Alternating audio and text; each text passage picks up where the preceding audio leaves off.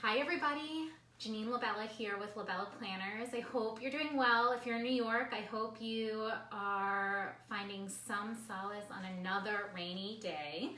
I hear the sun might come out tomorrow, but never fear, we are here to cheer you up.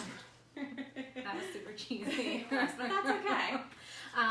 So I am so excited. I'm here with Lynne Intintoli of Lynnique. Yes. She creates incredibly beautiful custom jewelry for weddings, milestone events, celebrations, anything special that you want, something a little extra. You'd come to Lynne. I've come to Lynne.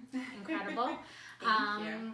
And I'm so excited to chat with you and give our viewers a little bit of a behind the scenes look at what you do. Thanks for inviting me. I'm excited to be here. Of course. So we kind of start all of these behind the bouquets with a little bit of background just to introduce yourself and maybe how you got to opening your doors, your business, and then, we can dive into the fun questions. So tell us a little bit about yourself.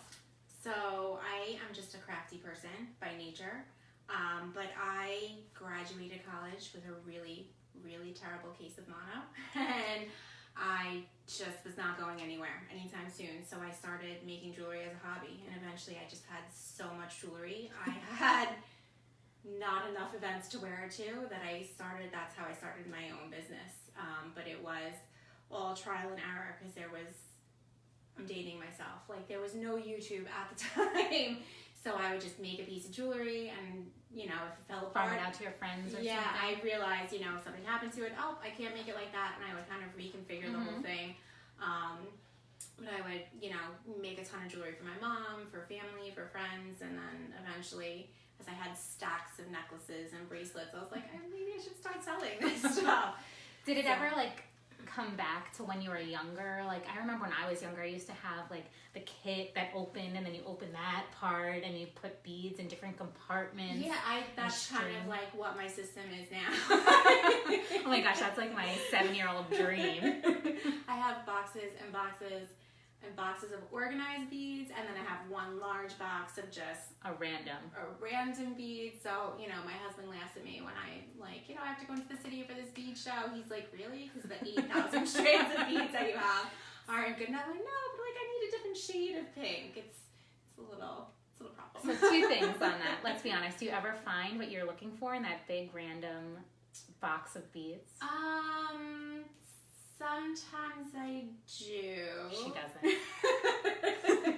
Sometimes if it's for a custom order, probably not, because I am super focused on what the client needs.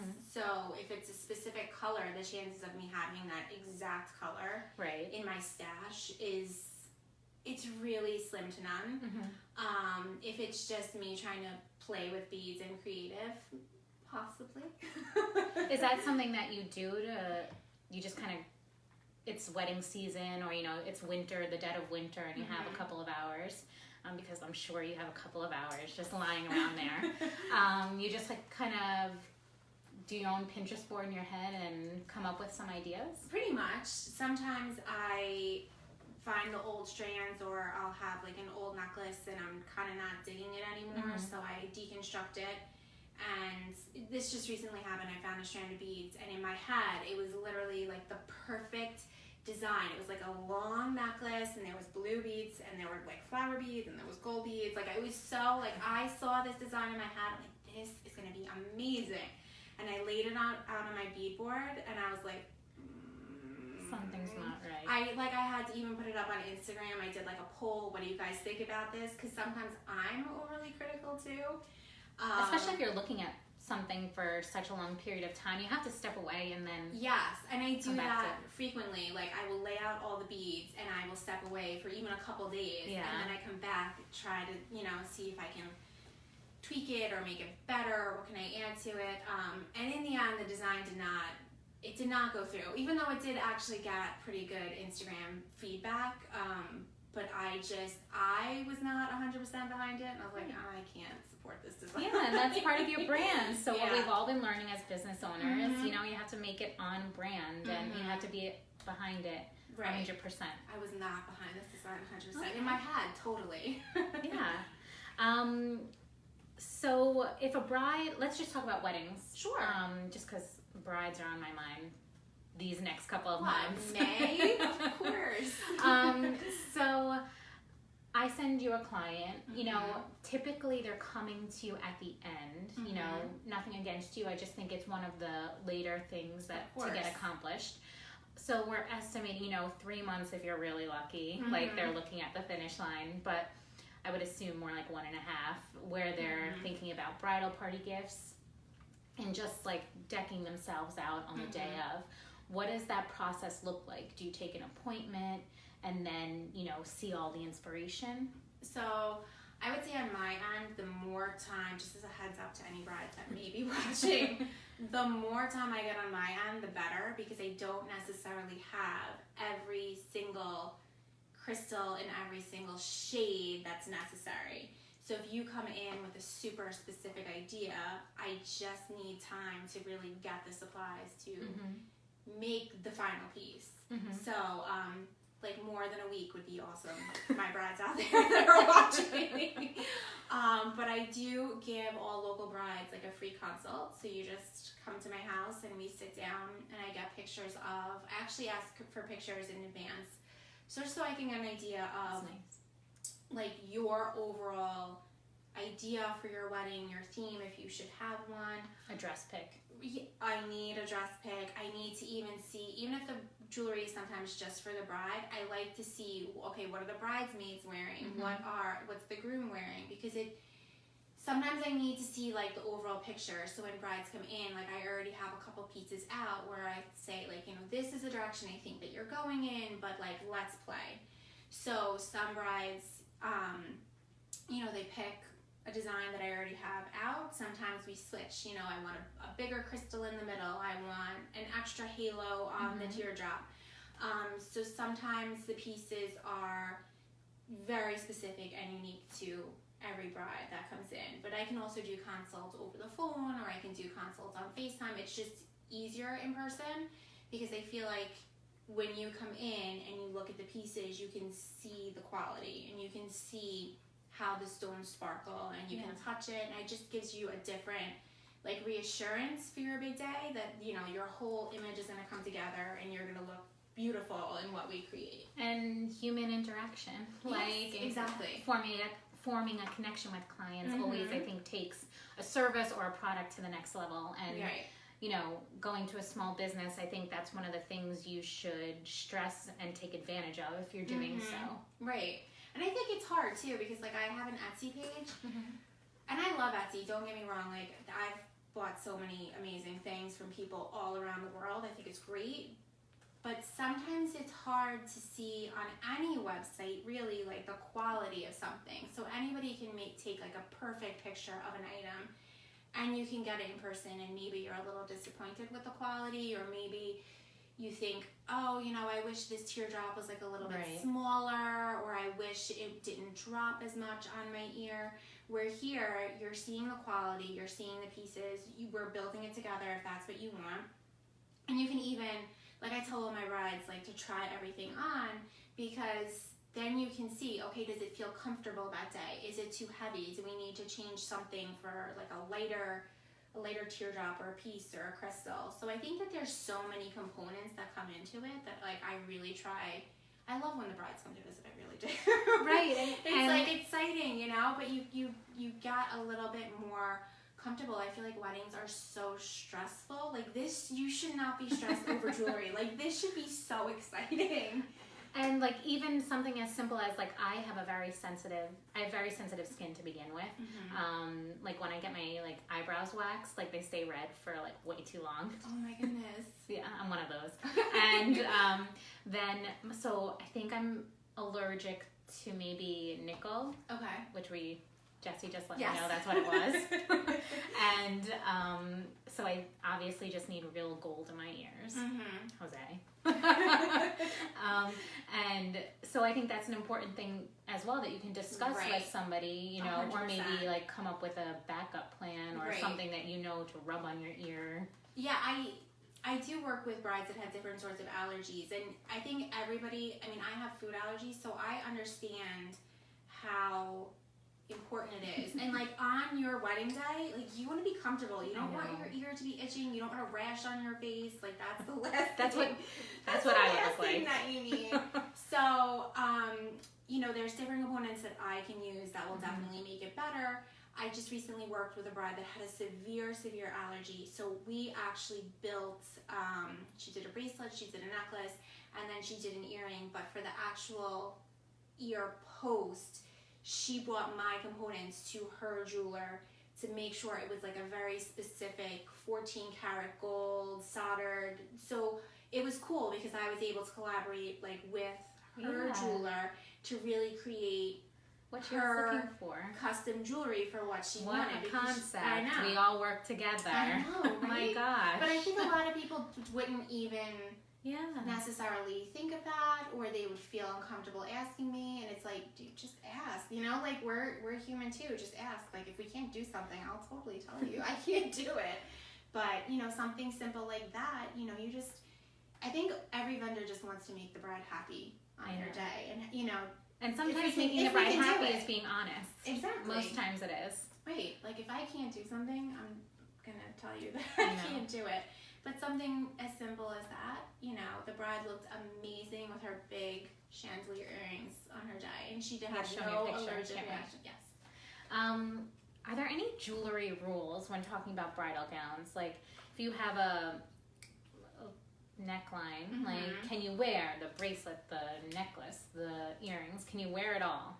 I think each bride is totally individual. I think that there are like set rules, and sometimes are made to be broken. They are made to be broken. They really are. I think it depends on you. I just try to see what the bride wants for her big day. So if you are 5'1" and very petite and small, and you have a high neckline, I would not personally suggest a big chandelier earring with 8 strands of necklace with bracelets up to you. Just because I feel like when you look at the pictures 5 years from now, you're going to focus on the jewelry as opposed to the bride. Overall. You want the overall image, and you want the jewelry to complement the bride. You don't want it to be like, oh my goodness, look at all that jewelry. You know, that's not the point. But I also try to get the jewelry done for the let's say the try-on, but the final fitting. Thank you. And I always tell my brides, like, you know, if something needs to be tweaked, like, let me know. But I think every bride is just has their own style, has their own. Yeah. And some might like. I know a ton that do like the more the better, which is. And some brides can totally layer it on and pull it off, and you're like, wow, that looks amazing. Where on you or myself, that might not be complimentary to us. So I think that that's another great feature of coming and meeting with me, because we're trying everything on. Yeah. So you're getting an idea of, you know, what it could look like. I've even had brides come and like, they'll have a white shirt. They know if it's like a high neckline, they'll hold it up here, and we start layering stuff on, so that way they get an idea. And obviously it's not a wedding dress, but they're getting an idea of, okay, how's all of this going to look, especially for like the close-up shots. Yeah. I'm even like imagining just like right now, like the day you have your hair and makeup trial, like scoot on over to Lynne's right after that. That would be perfect. That would be such a good idea. We need to flesh this out more. We do. That would be a perfect idea, really. Right? Because it's hard. It's really, there's so many components. It's the dress, it's the veil, it's the hair, it's the makeup. And it's hard to take somebody and put all those components together and imagine, like, how is it going to look? You know? Yeah. Because, wow, lots. So how do you do this? So there's string, obviously. I mean, this must be so time consuming. Some pieces, like, take a long time. Like, something like this would take well over an hour, probably like 2 hours. Do your hands hurt? Do you do hand exercises? I do not. I've just been doing it so long that I think I am kind of used to it. What kind of tools are required for this? Like pliers? Yeah, different pliers and wire cutters. It's funny because like the same tools that I've used since I started a long time ago. Are the pretty ones- much like my go-to tools, and I've like invested in more expensive ones, and I always go back to like my dinky Michaels tools because I'm just like so like I know what they can do. As silly as that sounds, like I'm so comfortable with using them that it's like, no, I need to go back to my old tools. Stuff isn't made that good these days. It's The grandma emoji. I know. I really feel like a grandma saying that, but you know, I definitely have different types of chain, and it's a lot, and wire, and crystals, and pearls, and Okay. So that's necklaces. Earrings must be like a whole different ball game. Like, so you have to set stones and already like in pieces, and so it's a much smaller product. it is. Do you put the little crystals in each one? Yes, I would not be good at this. Wow. Do you have one of those tweezers? Sometimes I have to say I do have the little tweezers, and with the earrings, they're a little bit more intricate and delicate that sometimes like I literally just have to get up and walk out of the room because like you're trying to get everything to work, and sometimes like the metal isn't cooperating, or maybe it's just I'm not cooperating. Yeah. Or you've had too much coffee. Yeah. Oh, don't even try it on a coffee day. But it just gets a little tricky sometimes. So. Okay. And is there anything trending right now? Like, you know, I know before we went live, we were chatting that this mood board right here is very Long Island focused. Yes.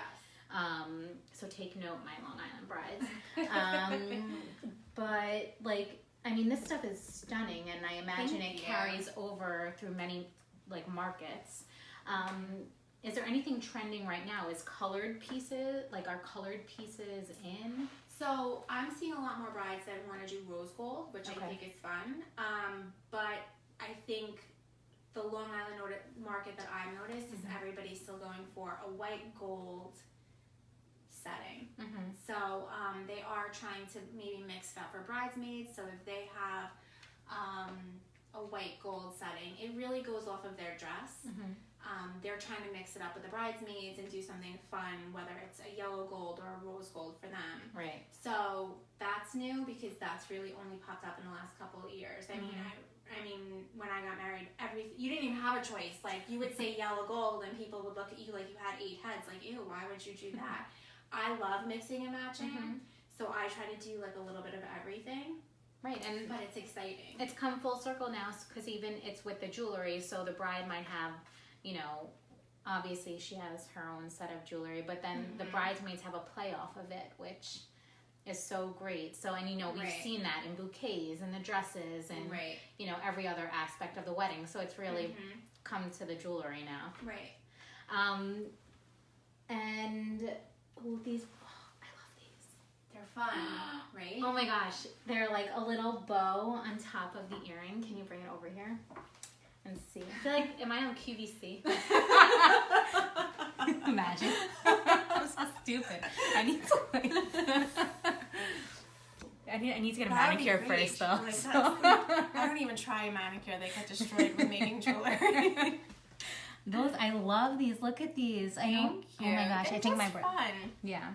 I think, you know, some of the pieces are definitely not everyday pieces. Right. You know, some pieces are, you know, big chandeliers. Listen, if you can rock them every day, more power to you. Yeah. But I am noticing more brides that are coming in that want jewelry either for themselves or for their mom that, you know, they want something that also can be worn again. Which I would say a couple years ago, that was not the case. It's one and done. Right. It's like, that's my wedding jewelry. Put it in the little case and on the shelf. And now more brides are wanting more things that are versatile. So maybe, you know, a big sparkly drop earring, but yet it's appropriate that if you wore it to work, it wouldn't, you know, it wouldn't be crazy. And, you know, going back to the bridesmaids thing, some things that Lynn and I work on, like bridesmaids gifts always come up. And what do? A custom piece of jewelry is always nice. So I love sending my clients to you because I think you come up with such fun and creative ideas, and she packages it so fun and nicely. And it's just like a nice little touch on the morning of, and everybody will be wearing the jewelry that, you know, the bride picked out. So it's definitely Lynn's a great resource for Thank you. bridesmaids gifts. It's just like a nice little added. Yeah. Do you ever Yes. do like boys gifts? Men's gifts? I've done a few. It's the weather. Oh, I just blame it snorted. on the weather. I've definitely done some custom cufflinks that brides have either done for their fathers, like, you know, will you walk me down the aisle with, you know, initials and that kind of a thing. I've done crystal cufflinks. I'm trying to think. That's pretty much it. Or I've also done bridal bouquet charms, which we can also talk about. But instead, the groom wanted it, and the groom wanted it specifically for the boutonniere. Oh, I've never heard of that. That's nice. Yeah, so It hangs off of the boutonniere?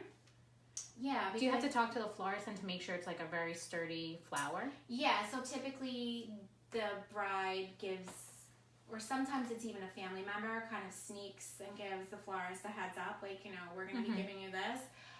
And then they are the pros at really attaching it close. And, like, I can attach a pin if necessary, but, you know, the florists are amazing. Like, they do their thing. I know. They Flowers know how to are not my fasten thing. things. They're very good at connecting and making sure it'll stay together. Adhesiving.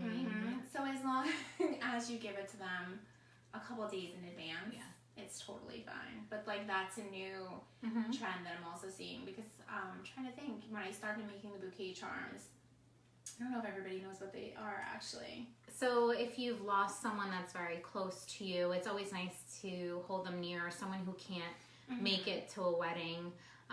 It's always a nice idea to fasten a bouquet charm. I've even fastened it under a wedding gown, you know, just to make sure that it's with them the whole day. Right.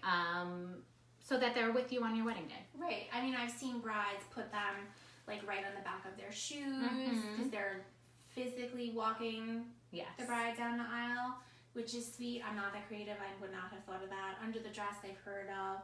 On the bouquet, but a new trend is to have it on the boutonniere, so that way, you know, it's nice. And I always feel honored when people ask me to do it, because I feel like it's such an important, something that they've really thought about, and it means a lot. It does. And I think everybody's lost somebody. Everybody has family. And it's sad. So I always feel honored when somebody asks me to do it. Like, I enjoy making them. That's really nice. Are they very labor intensive? So they're not labor intensive, but it just takes a long time to create, because there's epoxy that's used. So some people don't realize that. Some people think that I can make them in like 24 hours. That's not the case, because the epoxy has to actually set. What's an epoxy? It's just like a glaze that you would put on top of the picture, so that way it seals in the picture and it gives it like a glass-like finish.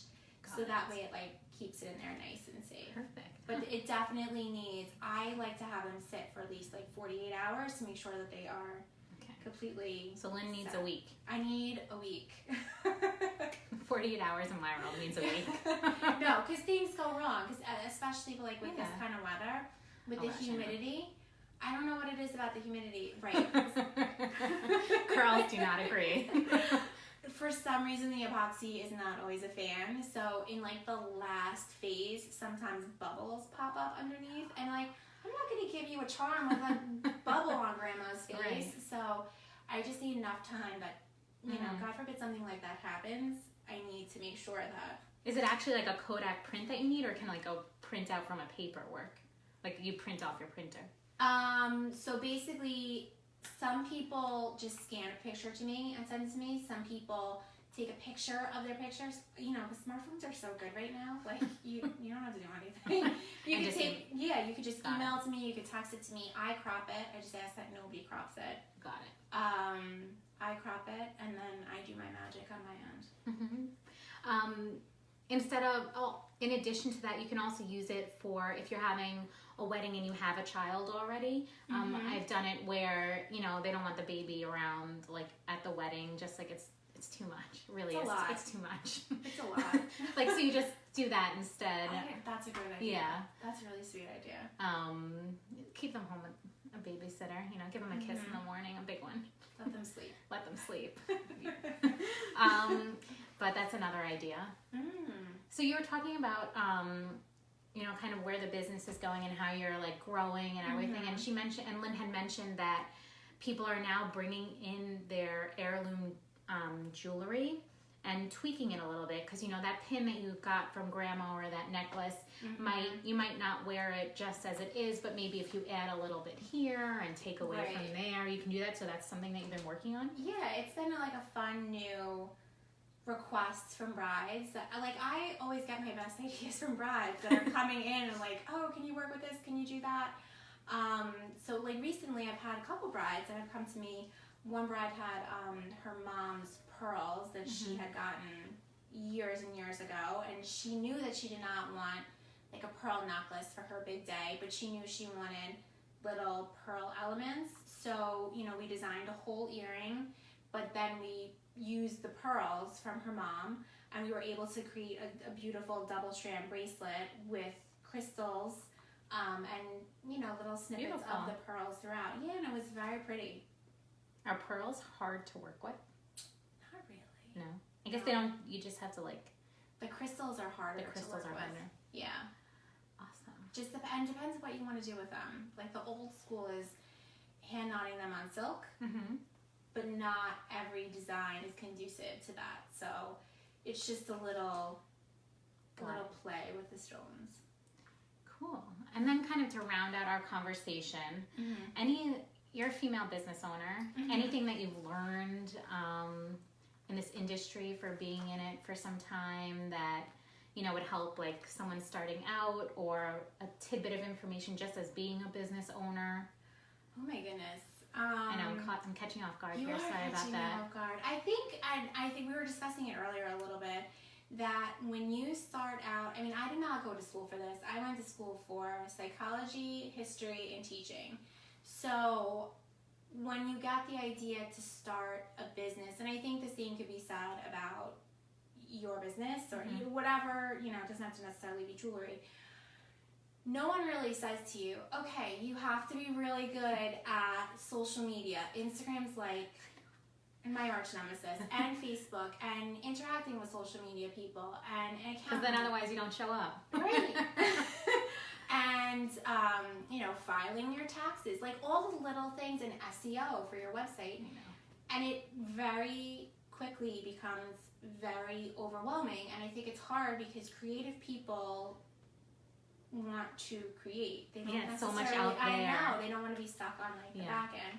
So I would definitely say my advice would be to ask for help, because people are nice. Like, I've never really met a vendor that I've asked, help, like, even if I ask your opinion for something, nobody's ever been like, oh, tough luck, girl, like, go find your own. You know what I mean? Everybody's Google. Pretty. Google a lot of things. I just think, if you have a great product, you're eventually going to be successful. I think everybody has and a hustle, highs and lows, right? Yeah. So you just have to realize that when you hit those lows, it's just kind of like a temporary thing, or every season has a little bit of slow time too. And make like projects to work on during that slow season, right? To keep yourself busy and in the game, and always thinking. To like unslump yourself, and when you need to go, you're ready. So that was really good advice. See? Thanks. Anything that we didn't speak about that you wanted to share with our audience? I don't think so. I think we covered like a lot today. I love working with brides. I really do. And I love how the brides are constantly evolving and changing what they want for their image. So it's fun for me too, because I feel like you and I could do the same thing for every wedding, but eventually you kind of get bored of that. So I like how each bride kind of comes to the table like with their own image and their own idea of how to do something, because I feel like we both are in a situation where we both grow because we're both trying to meet whatever goal is there. So it's like, sometimes I know I can do something. It just takes me a while. Like, how am I going to do that? You have to break it down. I have to break it down. I got to think about it for a while to let it marinate a little bit, and then I was just like, oh, okay, this is. But how that's we're the gonna think benefit of about it. coming and meeting with someone, because Right. when you meet with them, they'll tell you, listen, I can do this. You need to give me 2 days to Right. look at it. I will Right. be in touch and get back to you. Right. But just give me the 2 days to kind of break it down and make sure that I can do it correctly. Mm-hmm. Whereas just yesing you. Exactly. I think you need to find somebody, like if you're a bride coming in, I think you need to find somebody that you can work with, but you also have to trust. Like, I Right. remember when I went to my vendors, like, ultimately that's why I picked them, Yeah. because I met them, I felt like I had a good vibe, and I felt like I could trust them with whatever it was I was asking them to do. So I feel like, you know, if you're coming here for a consult, I'm definitely not just going to yes you to death. I'm definitely not just going to be like, oh yes, like concrete fireworks coming out of your necklace. Idea, yes. Would be cool, but maybe work on that for 2020. Goals. But Cool. Mhm. This is awesome. Thank you so much. Thanks Do you for want having to shout out your Instagram? Sure. On Instagram at Lynnique Jewelry. That's LYNNIQUE. Nnique Jewelry. Perfect. And a website? I'm a little behind on that website. 2020. 2020. Goals. Thank you guys so much. This was super fun. Thank you, Oh, Lynn. thanks for having me. And I will see you guys next week. Bye, everybody.